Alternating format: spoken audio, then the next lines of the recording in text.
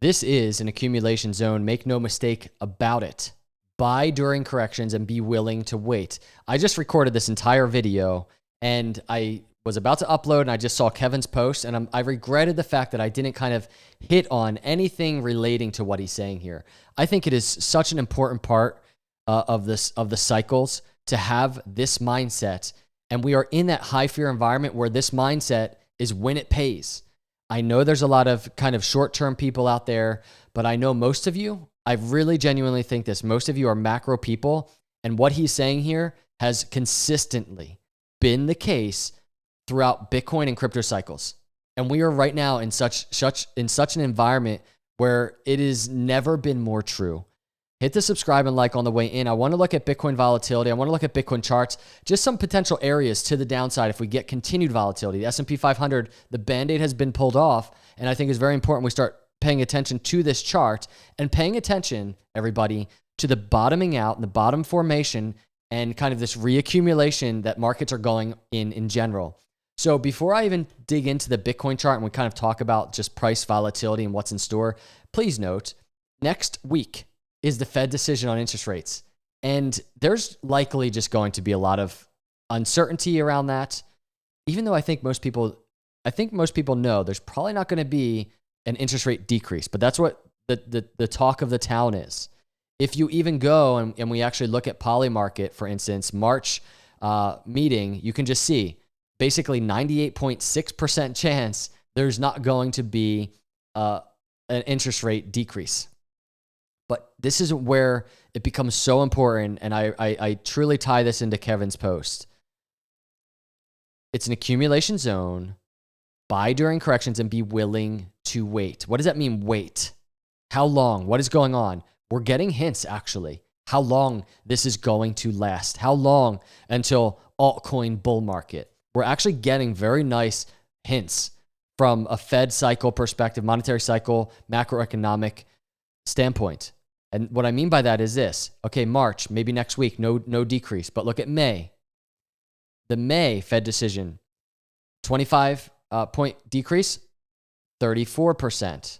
And that you can see that no change goes down to 63%. And then June, this is where it becomes very telling, 25-point decrease at 59%. You can see nobody knows in the next couple, 2 to 3 months, when this will happen. The pivot, right? The expansion of the Fed balance sheet. But when we get that expansion and interest rates start coming down, and I think we're getting very close, that is the hint and the signal for the altcoin and crypto bull market that just hasn't happened and is frustrating a lot of people. And so when you see someone saying, be willing to wait, the waiting at this moment is not even that bad. So that is what we should be anticipating. I don't think we should be so zoomed in. If we want to kind of get a sense of, all right, if things get even worse, even in the next week, because, there's always volatility going into a Fed meeting, but things get worse. S&P keeps falling. You can just see it. It's below the 50-week moving average. It's down around 10% or so from recent highs. But if it keeps falling, what's in store for Bitcoin? First off, on the short term, I just want to mention from swing high to the swing low it's in, doesn't matter what is going on, macroeconomic standpoint, interest rates, this inverse head and shoulders throwback has been incredible. That is just a technical analysis move that we've tracked for months. We were talking about it somewhere back there, and it happened. Now is a question of, will that hold, right? Will that neckline hold? And there's no guarantee it will. Absolutely not, especially with the volatility that we're seeing right now in traditional markets and going into next week. Bitcoin and crypto could have a very volatile week, continuation to the downside.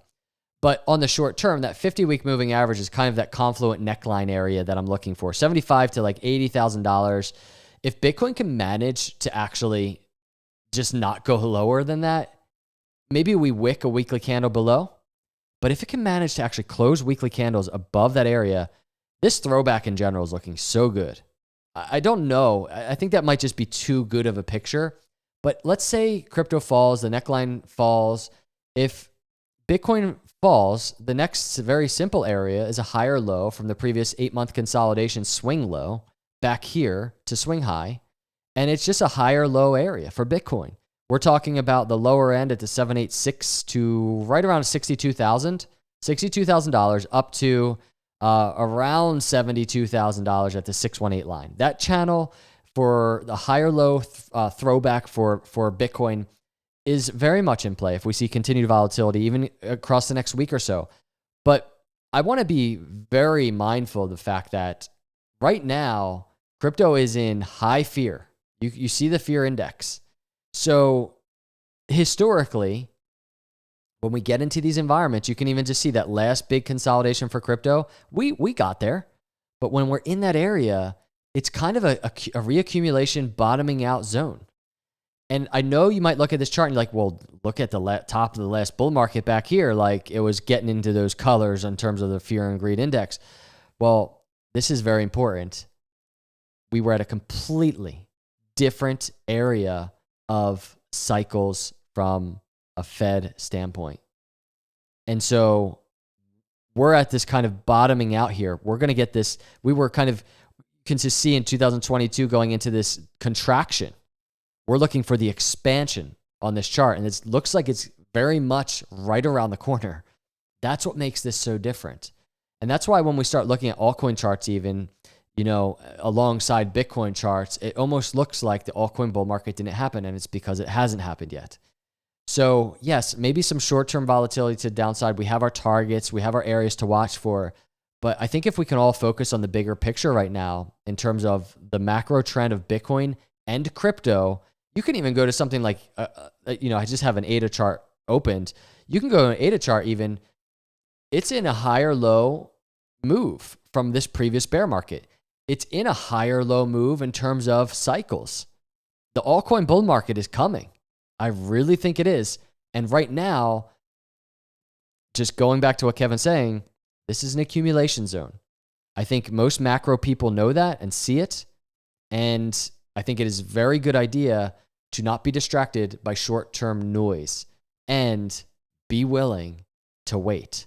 So this is kind of just a macro roundup of what is going on right now, because at the end of the day, short-term price action, there's not much happening, even as S&P 500 is kind of making a move to the downside. If we go to the 4-hour chart, you can just see that big 4-hour red candle right there, trying to bounce right now a little bit, but crypto not doing too much. I thought it would be a good idea to just bring all of these things together right now as we anticipate the weeks ahead, because things are getting crazy. But again, I really think we are right at, or approaching, I should say, the starting line of a brand new cycle for Bitcoin and altcoins. So these are my thoughts.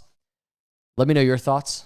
Hit the subscribe if you're out there and not a subscriber. Turn notifications on. And if you enjoyed the video, please consider hitting that like button. Your support really means a lot to me. So thank you. Have a good day. I'll see you in the next video.